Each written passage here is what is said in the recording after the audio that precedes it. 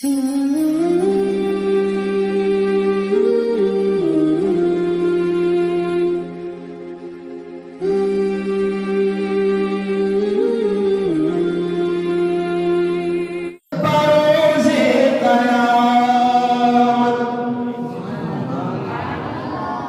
क्या पुकारेगी?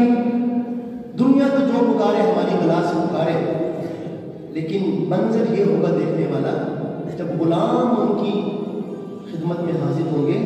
गुलाम क्या पुकारे? बस अल्लाह ताला से मांगते हैं, कोई दावा नहीं है।